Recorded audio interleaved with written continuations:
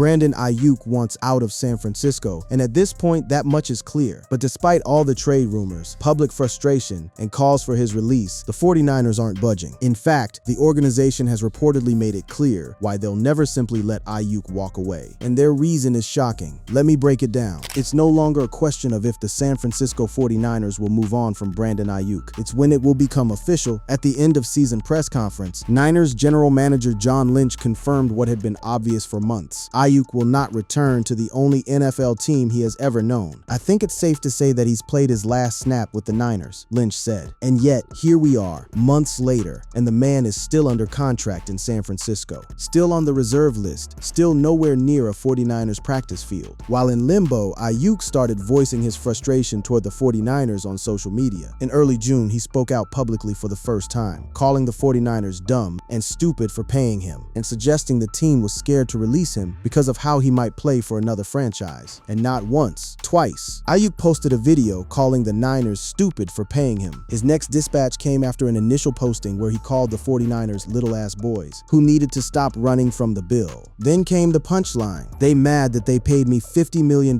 in 8 months and then voided my guarantees for 2027. And I'm about to be on a new team in 2027. They mad at themselves for real. The 49ers didn't respond publicly. They didn't have to. They have no hard deadline to release Aiyuk because he remains on the reserve left squad list. Because of that designation, he is not being paid and does not count against their 90-man roster. So the Niners sat back, absorbed the punches on social media, and kept holding on. Why? Because San Francisco is playing a different game. And to understand what that game is, you have to understand what they paid for and what they got instead. Aiyuk broke out in 2022 with his first 1,000-yard receiving season. Then in 2023, he put up 75 catches for 1,342 yards and 7 scores and engaged in a contentious offseason of negotiating for an extension. That included a trade request, a deal to the Pittsburgh Steelers falling through, and a hold-in that persisted throughout the 2024 preseason. The former first-round pick had blossomed into a legitimate WR1 in 2023, earning second-team All-Pro honors while finishing second in yards per reception at 17.9. Few pass catchers rivaled his efficiency. He joined Tyreek Hill and Nico Collins as the only wideouts with 3+ yards per route run that season. That's the player the 49ers signed. That's the player the $120 million was for. Aiyuk signed a 4-year, $120 million contract with San Francisco, including a $23 million signing bonus, $76 million guaranteed, and an average annual salary of $30 million. At the time, it looked like a franchise-defining signing, a once-promising future for the Niners and Aiyuk. On paper at the time, the second-largest extension in franchise history. But the moment the ink dried, things started to unravel. Soon after Aiyuk signed, he and Shanahan had an awkward public exchange on the practice field, where Aiyuk wore red shorts when the rest of the team was wearing the required black ones. He was seen taking the shorts off and kicking them as he changed. That it happened publicly after signing the contract was a signal that all was not well despite the new deal. He was averaging 58.5 yards per game with no touchdowns in the first 6 weeks. Then he suffered a devastating knee injury that ended his season. He tore his ACL, MCL, and meniscus in his right knee. And that's when the slow-motion collapse really began. The knee injury wasn't just a medical setback. It became the pivot point around which everything else would eventually break. Multiple sources told ESPN that the Niners had hoped to trade Aiyuk after that season ended, but the injury ended any realistic hopes of a good return in trade, as the demand for an injured player on a big contract never came to fruition. So San Francisco held on. They paid out his 2025 option bonus before the season even started.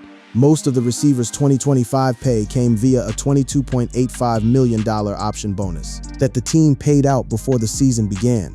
That's nearly $23 million wired to a player who had not yet taken a single 2025 snap, and who it would turn out never would.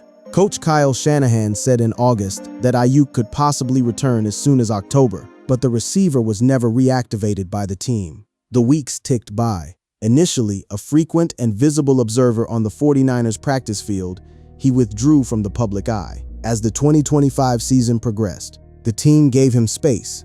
Then they started getting frustrated.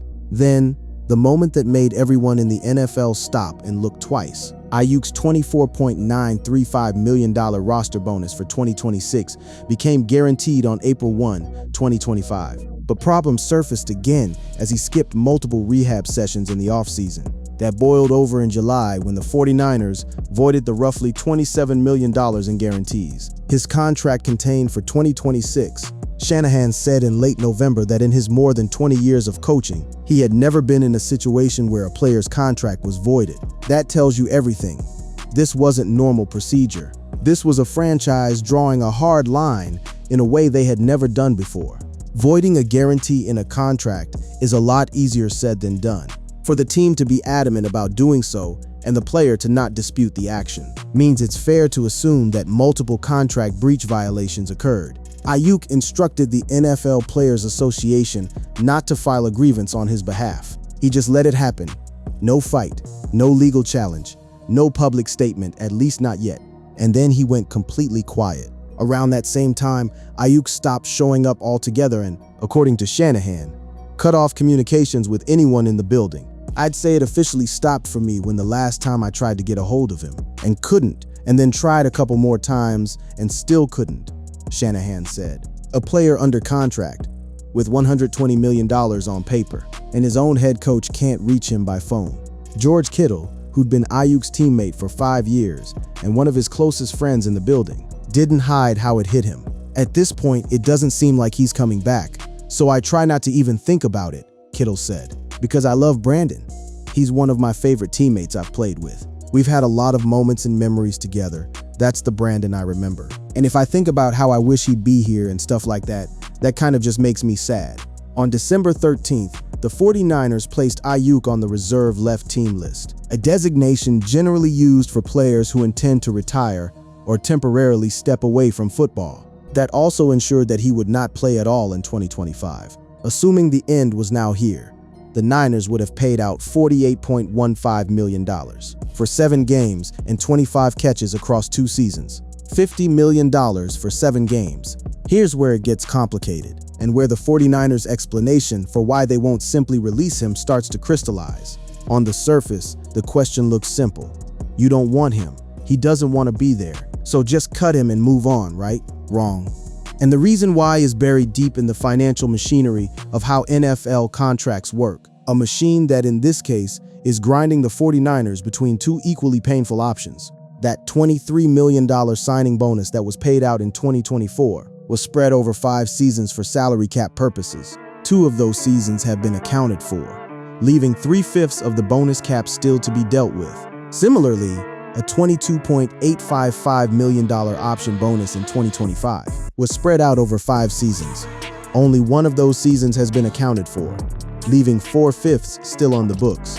These 2 figures combine for just under $30 million, which is the total dead cap remaining on the contract. So the moment San Francisco releases Aiyuk, they're eating nearly $30 million in dead money. Cap space that goes to a player who won't be on their roster, can't make a single play for them, and has been publicly mocking them on Instagram. If the 49ers release Aiyuk before June 1, the plan is to do it with a post-June 1 designation.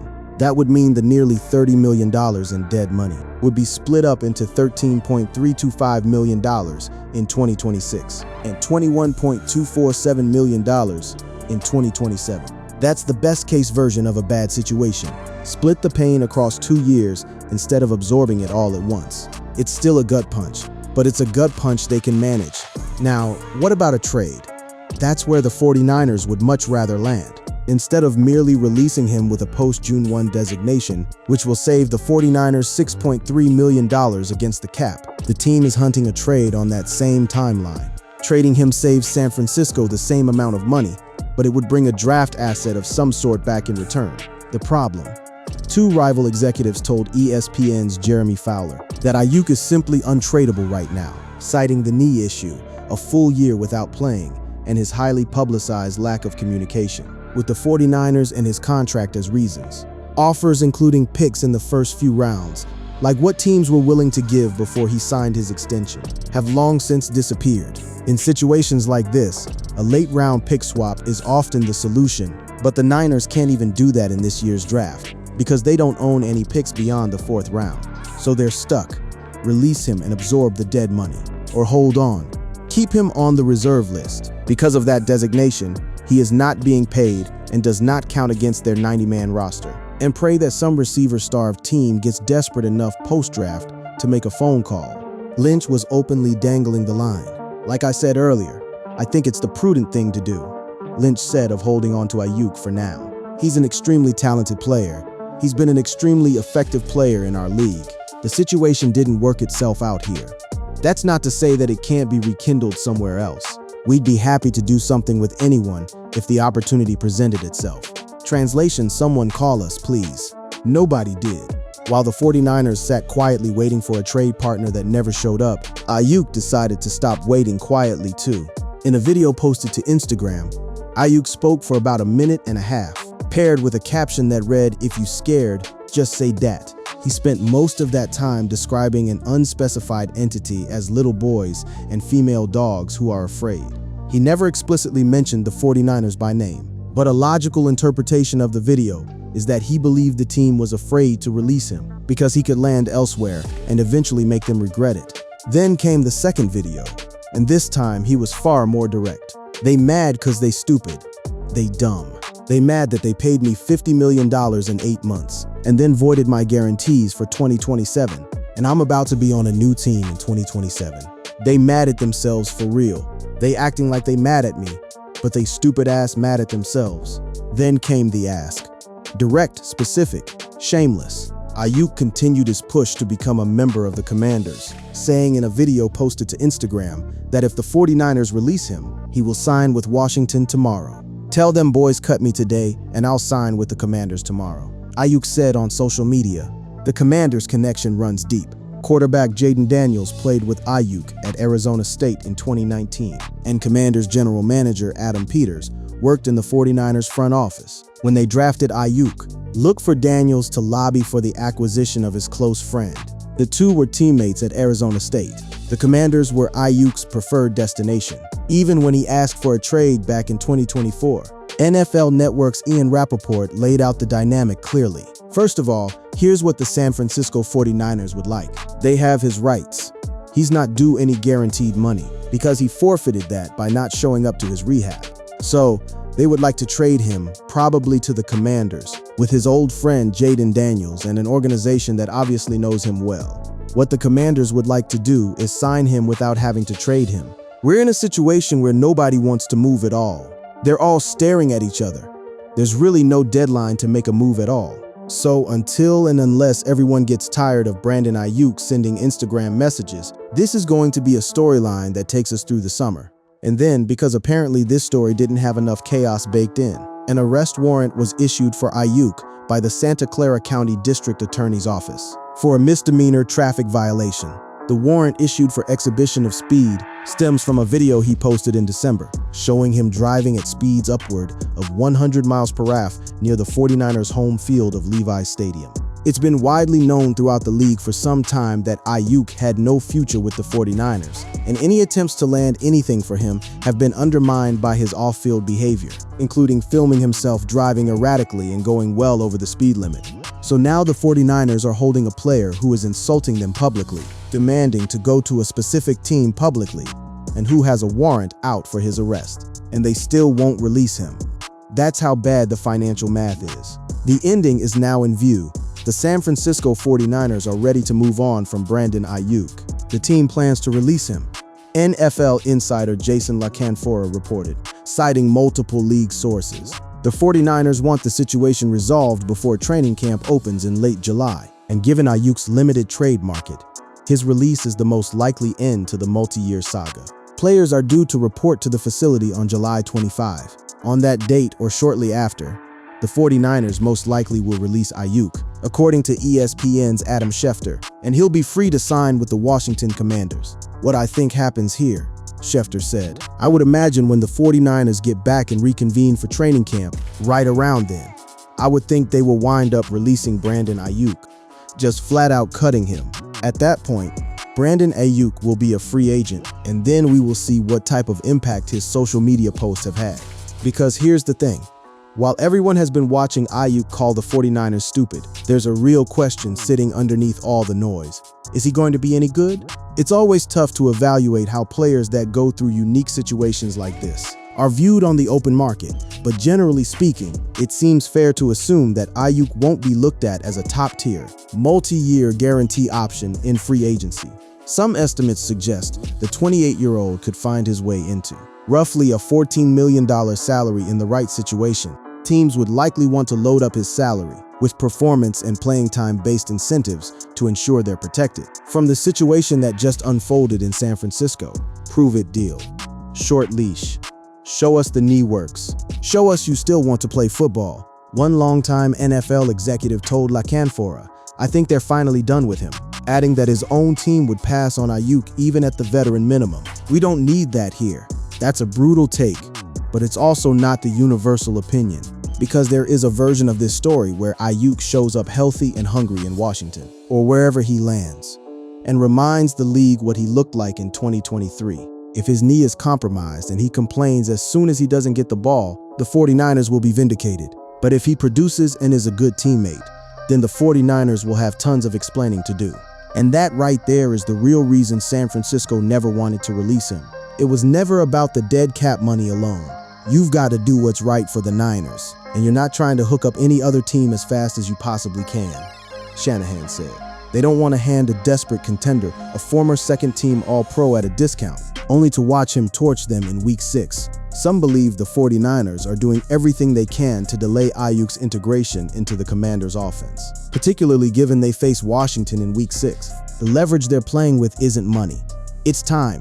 Every week they hold on is a week less Aiyuk gets to learn a new playbook, build chemistry with a new quarterback, and get his knee dialed in at somebody else's expense. The July voiding of Aiyuk's 2026 guarantees opened the door for the 49ers to clear about $85 million of long-term spending space. Once they formally move on, that financial runway, combined with the draft capital and salary cap flexibility they'll accumulate, is how San Francisco rebuilds around Brock Purdy going forward. Perhaps fellow receiver Joanne Jennings, who has wanted an extension since the offseason, will get one now. Aiyuk had secured his 2024 compensation, including a $23 million signing bonus, but was available for only 7 games due to the ACL-MCL injury. For the 2025 season, he earned just over $24 million, despite never seeing the field. Outside of a reconciliation, the 49ers will have paid Aiyuk $48.15 million for 25 receptions and 374 yards receiving since he signed the new deal. That's the final number that stings the most. Not the dead cap, not the trade that never happened, not the Instagram videos. It's that the most expensive wide receiver in 49ers history will exit the building, having delivered a fraction of what his contract promised and having burned every bridge on the way out. Lynch put it plainly at the end-of-season press conference. "It's unfortunate, a situation that just went awry, and I will look long and hard at what could have been done differently. But sometimes it just doesn't work out. And I think that this was a case where that happened." That quote will age one of two ways. Either it's the honest post-mortem on a deal that went sideways from the day it was signed, or it's the opening line of a very awkward press conference, the one where reporters ask Lynch why the player he said was done in San Francisco just dropped 120 yards on them in prime time. This story is far from over.